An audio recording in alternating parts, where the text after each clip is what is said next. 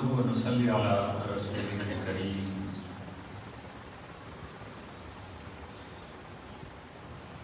وبعد أعوذ بالله من الشيطان الرجيم بسم الله الرحمن الرحيم وننزل من القرآن ما هو شفاء ورحمة للمؤمنين صدق الله العلي العظيم إن الله وملائكته يصلون على النبي يا أيها الذين آمنوا صلوا عليه وسلموا تسليما اللهم صل على سيدنا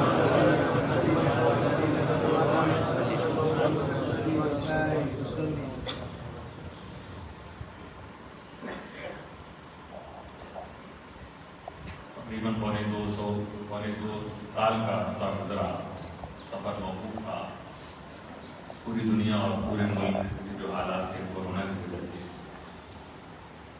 اور بہت سے ہمارے بیچ سے رخصت ہو گئے، اور وہ وبا پھر سامنے نظر آ رہی تھرڈ ویو کی شکل میں، اومیکرون ویریئنٹ جو پایا گیا ہے، اور ابھی خبر ملی کہ کل سے نائٹ کرفیو یو پی میں بھی شروع ہو جائے گا، آپ کے گجرات کے کچھ شہروں میں نافذ ہو چکا ہے، تو ہم سب کو بہت احتیاط کی بھی ضرورت ہے، اور ہم مسلم قوم، ہمارا رب تو ہمیں ہر خطرے سے بچاتا ہے، ہر نقصان سے بچاتا ہے، بس ہم غفلت کی نیند سے باہر آ جائیں۔ اسے سرکار محمد اعظم نے بھی فرمایا، مشہور کہ سونے والوں جاگو جاگو، اس نیند کی دنیا سے بھاگو، جو قوم کے سوتی رہتی ہے تقدیر بھی اس کی سوتی ہے۔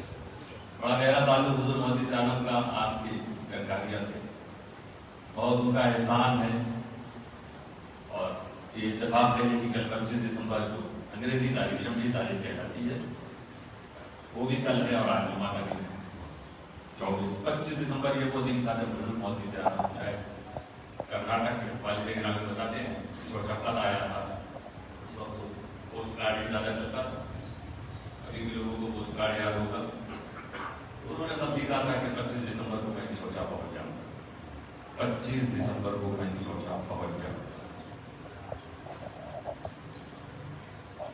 باہر سے سفر کی حالت میں تھے، طبیعت ناساز ہوتی ہے، لکھنؤ میں آ کر علاج کرتے ہیں، ابھی بھی چھوٹا نہیں پہنچے۔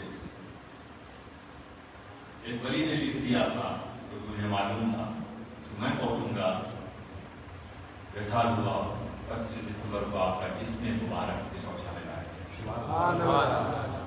وہ 25 دسمبر کل ہے۔ اللہ تعالیٰ بزرگوں کی زیادت کے فیضان سے ہم سب کو مالا مانا۔ ہم محسوس کرتے ہیں کہ حضور محمد اعظم جہاں جہاں گئے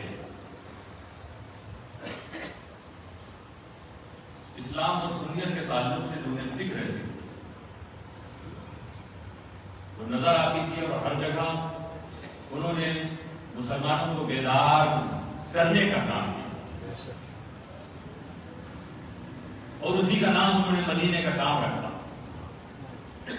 جس کے لیے جب مدینہ سے چلے تو کہا مدینے سے بس اس لیے جا رہا ہوں، مدینے کا کچھ کام کرنا ہے سید، مدینے سے بس اس لیے جا رہا ہوں۔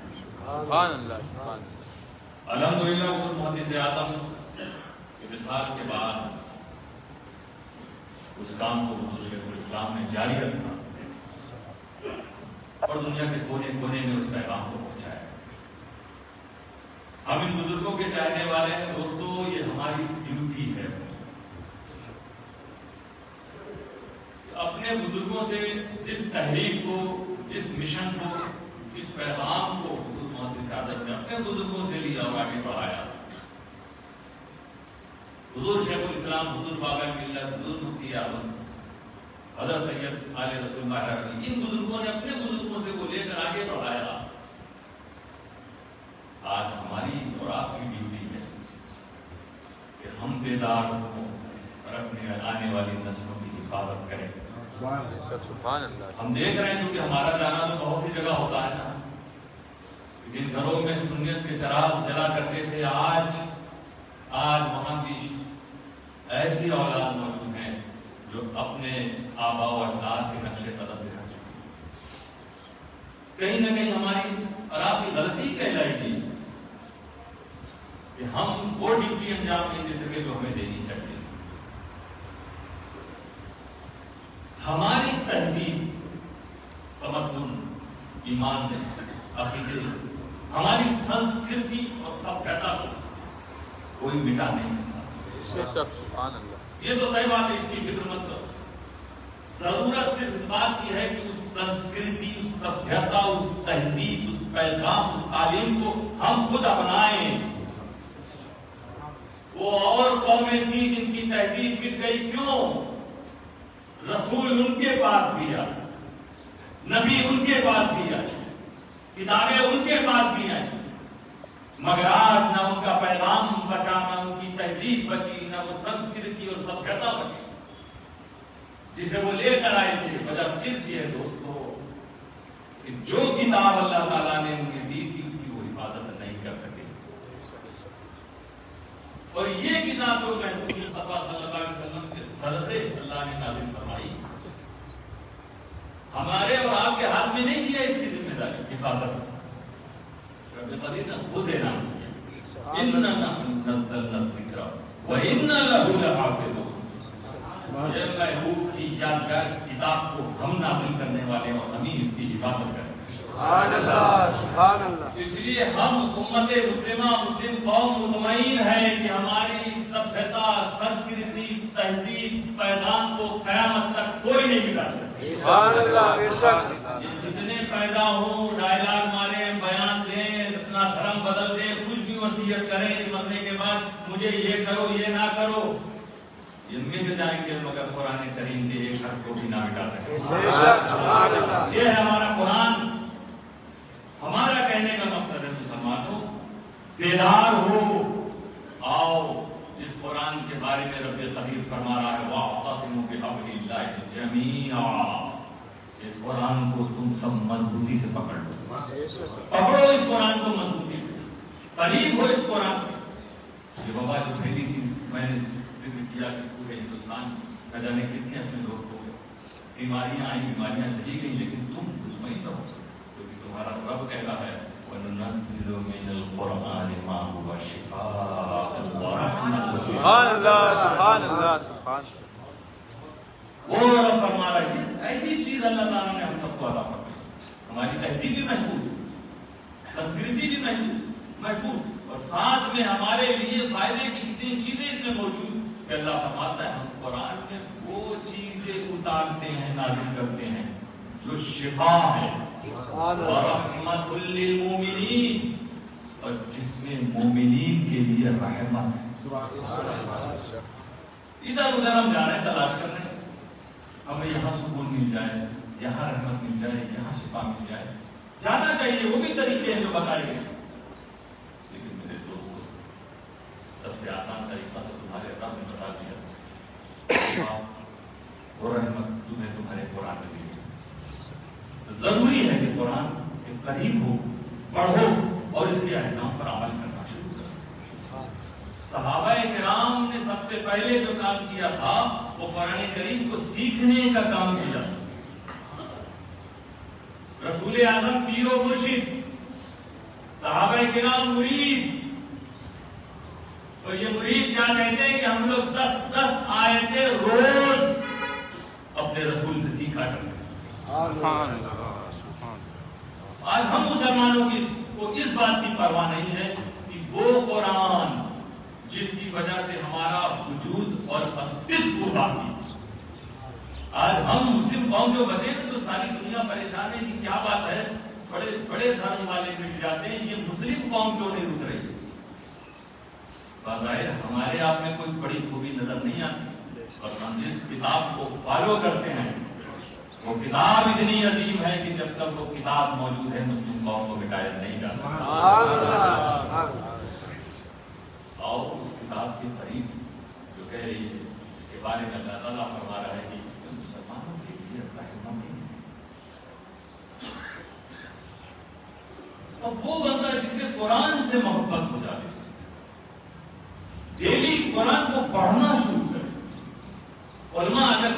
کر رہے ہو، درس دے رہے ہو قرآن، اس قرآن کے درس میں وہ شامل ہو، بڑی بڑی وبائیں، بلائیں، بیماریاں، پریشانیاں، دقتیں، مشکلات آئیں گی، مگر اسے مرجا نہ سکیں گی، اسے مایوس نہ کر سکیں گے، کیونکہ وہ قرآن کو سیکھنے والا ہے، پڑھنے والا ہے، قرآن سے محبت رکھنے والا ہے۔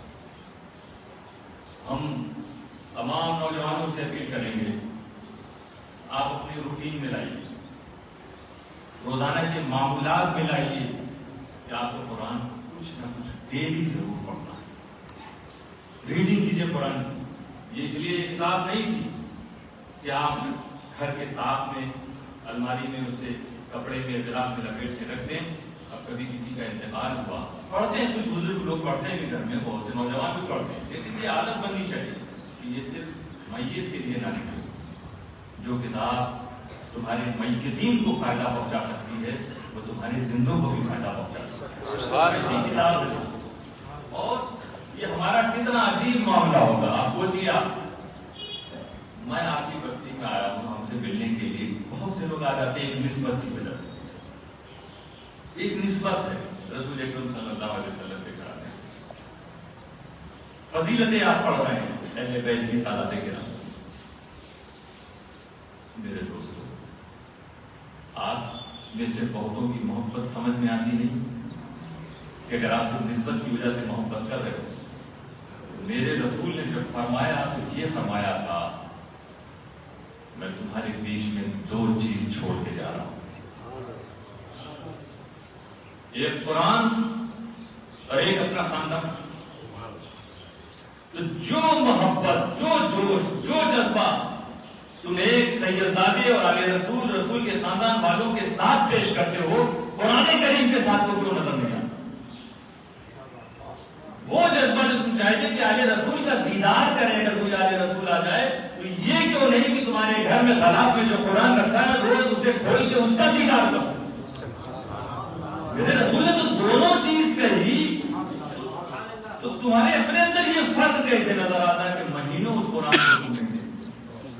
اس رسول نے فرمایا ہے دو چیز چھوڑ کے جا رہا ہے، ایک قرآن اور ایک اہل بیت، جو انہیں مضبوطی سے پکڑے رہے گا وہ گمراہ نہیں۔ دوستو، ہماری ڈیوٹی ہے کہ جس طرح ہم رسول کے خاندان سے محبت کرتے ہیں، اسی طرح رسول کے قرآن سے بھی محبت کریں۔ ہم اگر سیدزادے کی دستبوسی کرتے ہیں تو روز ہمارے گھر میں موجود ہے وہ قرآن، ہم اسے اٹھا کے چوما کریں، اسے چون کے گھر میں باہر نکلا۔ پھر دیکھو کتنی رحمت تمہارے گھروں میں نازل ہوتی ہے، تمہارے دکانوں میں نازل ہوتی ہے، تمہارے کاروبار میں رحمتیں نازل ہوں گی، برکتیں نازل ہوں گی۔ آؤ قرآن کی طرف آؤ، قرآن کریم تمہاری ہدایت کے لیے آیا ہے۔ ہدی للناس کو کہتا، وہ قرآن کہتا ہدی للناس، خود کہہ رہا کہ میں انسانوں کی رہنمائی کے لیے، تمہیں رہنمائی چاہیے، آؤ قرآن تمہیں رہنمائی کرے۔ میرے رسول نکاح کا خطبہ دیتے ہیں اس میں قرآن کی آیتیں لاتے ہیں، جمعہ کا خطبہ دے رہے ہیں اس میں قرآن کی آیتیں لاتے ہیں۔ یہ ابھی جمعہ کا خطبہ ہوگا، اس میں قرآن کا پیغام آپ کو سنایا جائے گا، وَمَن يَتَّقِ اللَّهَ يَجْعَلْ لَهُ مَخْرَجًا۔ پریشانیاں، دشواریاں، تکلیفیں ہیں تمہاری راہوں میں، راستہ کھل نہیں رہا، لوگ کہتے بندش ہے، ترقی کے دروازے بند نظر آ رہے، مایوسی نظر آ رہی ہے۔ تک ہم ان بندشوں سے کیسے نکلے؟ مَن يَتَّقِ اللَّهَ يَجْعَلْ لَهُ مَخْرَجًا۔ اللہ فرماتا ہے جو اللہ سے ڈر گیا اللہ اس کے لیے راستے کھول دیتا ہے۔ سبحان اللہ۔ یہ قرآن تمہارے لیے درس بن کر آیا، آؤ اس پر عمل تو کرو۔ خدا سے ڈرنے کا مطلب کیا ہے؟ خدا سے ڈرنے کا مطلب ہوتا ہے کہ صبح سے لے کے رات تک ہمارا کوئی قدم خدا کی نافرمانی میں نہ گزرے،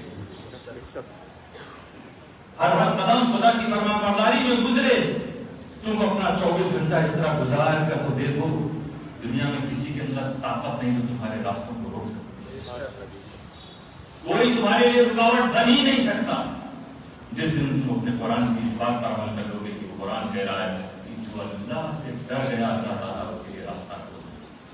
وَيَرْزُقْهُ مِنْ حَيْثُ لَا يَحْتَسِبُ، کیا وعدہ اللہ تعالیٰ فرمایا۔ آپ کہیں کچھ بزنس کے لیے جاتے ہیں، کسی کام کے لیے جاتے ہیں، کسی کامیابی کے لیے جاتے ہیں تو سوچتے ہیں یہ میں کروں گا تب مجھے یہ ملے گا.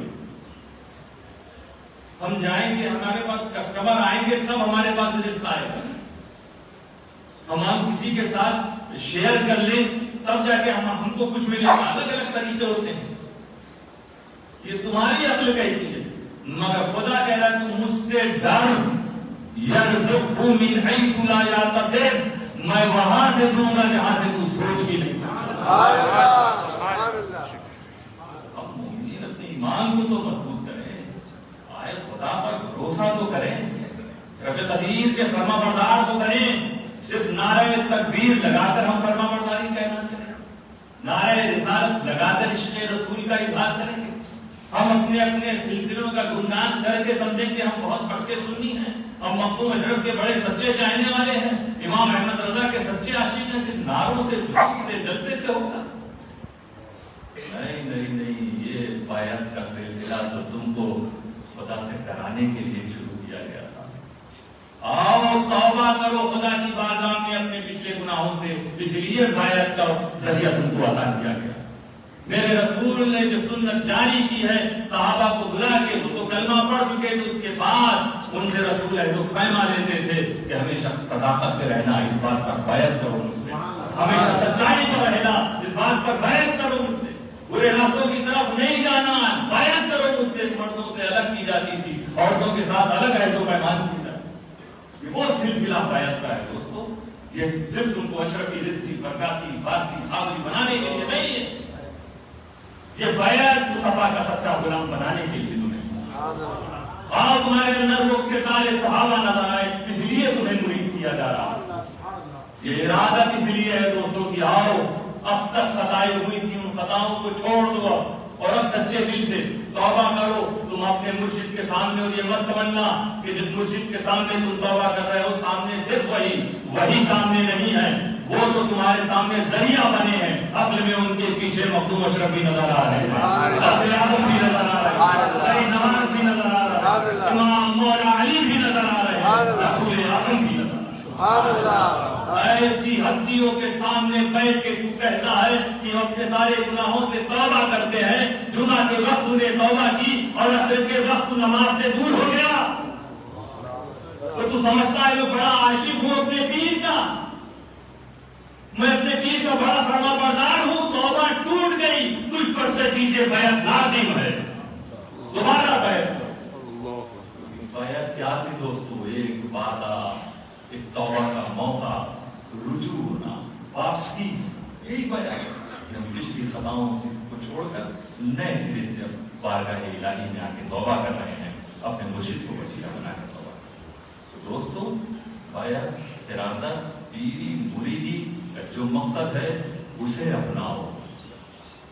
یہ طریقت کی راہ آئی تھی ہمارے دلوں کو صاف کرنے کی, مگر ہم نے کیا سمجھ لیا, بس اب ہم صرف اپنے سلسلے کا گنگان کریں, اب ہم صرف اپنے پیر کا نعرہ لگائیں. نہیں, کوئی پیر اس لیے نہیں آیا, سب آئے تھے اس بات کے لیے کہ تمہیں الگ الگ الگ الگ سلسلوں سے جو بیعت کا شرف حاصل ہوا ہے وہ تمہاری گردن میں رسول کی غلامی کا پٹا بن گئی. جب یہ پٹا بن گیا, تم چاہے اشرفی ہو, رضی ہو, برکاتی ہو, واسطی ہو, کوئی, اب اس پٹے کی وجہ سے یہ سمجھ میں آ گیا کہ تم مصطفیٰ کے عاشق ہو. اب کوئی فرق نہیں ہے, اب تو صرف وہ عہد و پیمہ جو تم سے لیے رہا بس اسے تو پورا کر. آنے والی زندگی کو سدھار لو, سنوار لو, بنا لو, صرف اس لیے تم آئے تھے. تو دوستو, میرے رسول صلی اللہ علیہ وسلم نے قرآن کے احکام پر عمل کرنے کے لیے بیعت, صحابہ کرام نے بیعت لی کہ ہم قرآن کو نہیں چھوڑیں.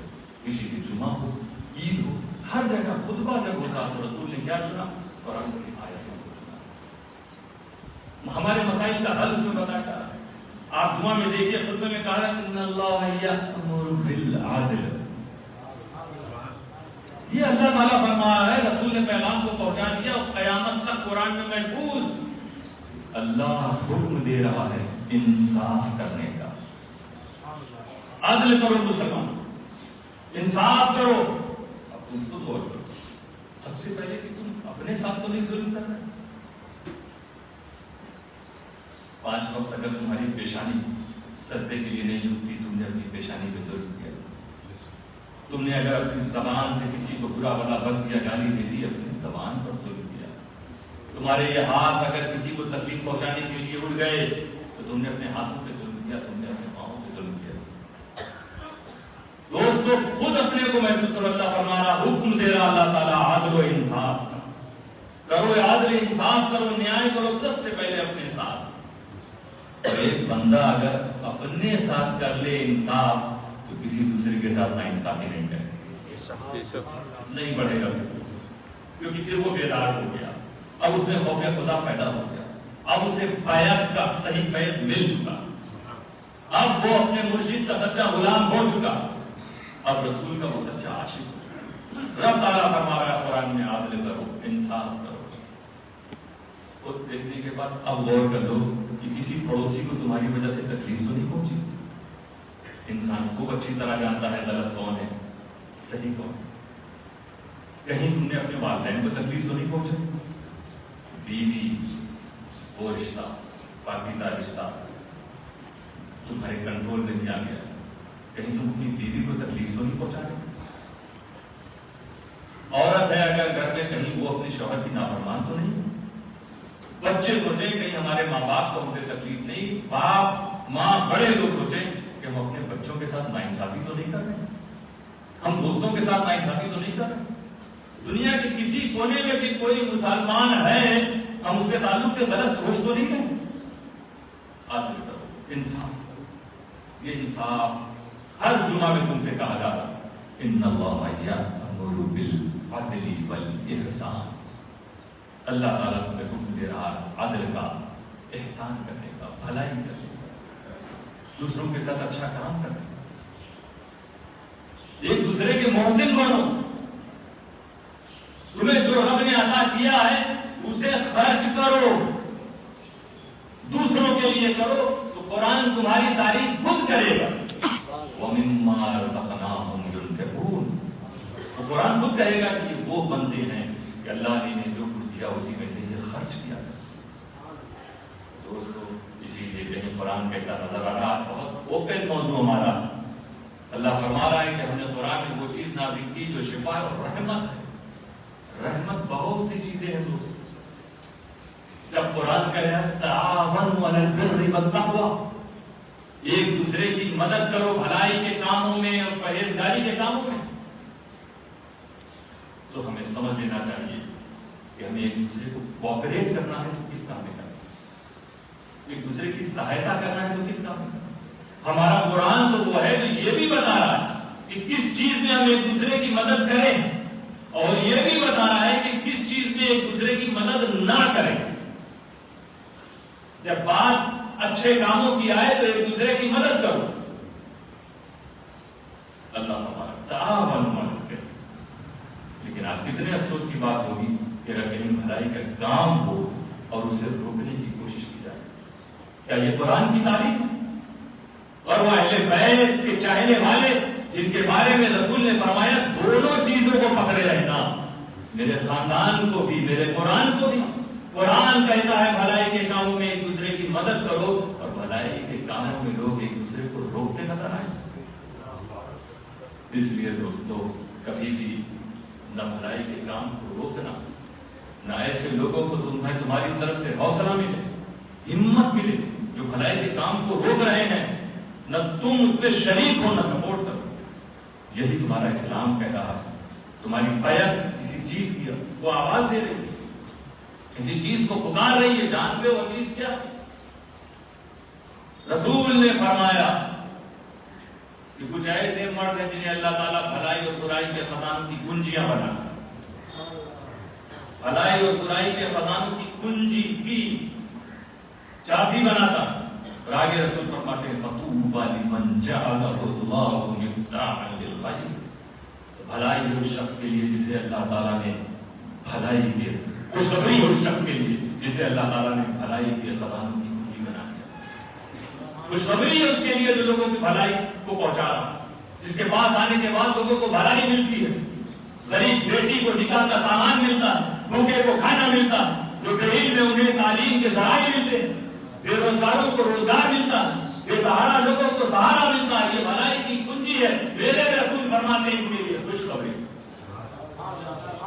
وَوَيْلٌ لِّمَن جَعَلَهُ اللَّهُ مِغْلَاقًا لِّلْخَيْرِ، اور ہلاکت ہے اس شخص کے لیے، میرے رسول فرماتے، ہلاکت ہے اس شخص کے لیے جسے اللہ نے برائی کے خزانوں کی چابی بنا دیا اور بھلائی کے خزانوں کا تالا بنا دیا۔ بھلائی کا کام ہو رہا ہے، اسے روکے رسول کا امتی، تو رسول فرماتے ہلاکت کیسے۔ اس لیے دوستوں کبھی کبھی کنفیوژن ہوتا ہے، کنفیوژن کے لیے ہوتا ہے، جب کہیں بھی کوئی تنظیم ہوتی ہے آپس میں کنفیوژن، اس کنفیوژن کی وجہ سے بھلائی کا دروازہ بند نہیں ہونا چاہیے۔ یہ ہم سب کا فیصلہ، ہماری ڈیوٹی ہے ہم کنفیوژن کو دور کریں۔ قرآن ہی کہہ رہا ہے کہ بہت زیادہ بدگمانی سے بچو، اجتنبوا کثیرا من الظن، بچو بہت زیادہ ایک دوسرے کے بارے میں برا سوچتے کہ اس نے ایسا کیا ہوگا، اس نے، حالانکہ اس نے نہیں کیا، اس نے ایسا کیا، زیادہ مت اس کو بدگمانی، فإن بعض الظن اثم، قرآن کہتا ہے تمہارا بعض سوچ گمان گناہ ہے، گناہ۔ دوستوں کنفیوژن جہاں ہو، ہم کو اور آپ کو بہت زیادہ ہوشیار رہنے کی ضرورت ہے، ایسا نہ ہو کہ وہ کنفیوژن میں گنہگار ہو۔ ہم قوم مسلم متحد ہیں، بھلائی کا کام کہیں بھی نظر آئے، کسی بھی مسجد سے نظر آئے، کسی بھی سلسلے سے نظر آئے، کسی بھی محلے سے نظر آئے، ہمیں اس کا سپورٹ کرنا ہے، ہمیں اسے روکنا نہیں ہے، کیونکہ میرے رسول نے کہا ہے خوشخبری ہوں لوگوں کی۔ ہم روکنے والوں میں سے بچیں گے تو میرے رسول فرما رہے ہیں ہلاکت ہے۔ یہ قرآن کریم دوستو کتنے پیارے پیارے پیغامات پر ہمیں جینے کا سلیقہ مل جائے گا اگر ہم ریڈنگ کریں قرآن کی، سمجھ کر ہم شروع کریں الحمدللہ رب العالمین سے پڑھیں۔ دنیا کا تمہاری زندگی کا کوئی ایسا مسئلہ نہیں ہوگا جس کا حل قرآن کریم میں موجود ہے۔ اللہ تعالیٰ نے، رسول نے یہ قرآن دیا تھا کہ میرے امتیوں کو، میرے بندوں کو کوئی تکلیف نہ ہو دنیا میں جب تک وہ جیے، اور ہم نے تو اس قرآن کی طرف رخ کرنا ہی چھوڑ دیا۔ وہ صحابہ کرام اسی قرآن ہی کو تو لے کے چلتے تھے، اور جب چلتے تھے تو یہ کہتے کہ دشت دشت ہے، دریا بھی نہ چھوڑے، خیر ظلمات تورات یہ گھوڑے۔ کس جگہ گیا؟ اشرف سمنان سے نہ تاج لے کر آئے نہ تلوار لے کر آئے۔ یہ تلوار لے کر آنے سے نہیں، کردار لے کر آنے سے بات کریں۔ سبحان اللہ، سبحان اللہ، کردار ہونا چاہیے۔ ہم اشرفی ہیں، ہم نے اشرف سمنان سے سیکھا ہے کہ کردار کو پھیلاؤ، کردار بلند ہونا چاہیے۔ ہتھیار اتنے بلند ہتھیار والے دیکھ کے مٹ گئے۔ آج مغل کو کوئی پوچھنے والا ہے تم میں سے کوئی ہے جو کہتا چلو ہمایوں صاحب کی مزار پہ چل کے منت مان لی جائے؟ کبھی یہ جذبہ پیدا ہوا کہ چل کے ہمایوں کا جو ہے وہاں پہ جا کے کچھ دعا کر دی جائے؟ تلوار والے لوگ، معین الدین چشتی سبحان اللہ، اشرف سمنان کے ہاتھ میں تلوار، بر علی کے تاجدار کے ہاتھ میں کبھی تلوار تھی، محدث اعظم کبھی تلوار لے کے ٹنکار دیا نہیں ہے، جب آئے کردار لے کر آئے اور آج تک سنیت تو دوستو ہم لوگ کردار والے لوگ ہیں، کردار والے۔ یہ کردار ہمیں کب ملے گا؟ جب قرآن کریم کی اسٹڈی کرو۔ کوئی چیز تمہارے پاس نہیں، تم ہر قوم تم سے آگے ہے، دولت میں، رتبے میں، منصب میں، ہر اسٹیٹس میں تم سے آگے ہیں، لیکن اس کے باوجود اللہ فرما رہا انتم الاعلون، ایک مصطفیٰ کے غلاموں تم سب سے بلند ہو، تم سب سے بلند ہو۔ پوری دنیا مل جائے گی تم کو پسمانی کر سکے گی، کیوں؟ کیونکہ تمہارے پاس خدا کی کتاب ہو۔ ضرورت ہے اس کتاب پر عمل کرنے۔ اب اللہ فرما رہا ہے تم سب سے بلند ہو، بلندی نظر تو نہیں آئے کیونکہ قرآن کے عمل ہمارا نہیں۔ رب قدیر جہاں فرماتا انتم الاعلون، تو آگے فرما رہا ہے انتم الاعلون ان کنتم مؤمنین، تم بلند و بالا ہو اے مسلمانوں اگر تم سچے مومن بن جاؤ۔ اور یہ سچا مومن وہی بنے گا کہ قرآن کریم پر عمل کرے گا، قرآن کریم کو سینے سے لگائے گا، تو دنیا میں ہمیں عروج قرآن سے ملے گا، شفا قرآن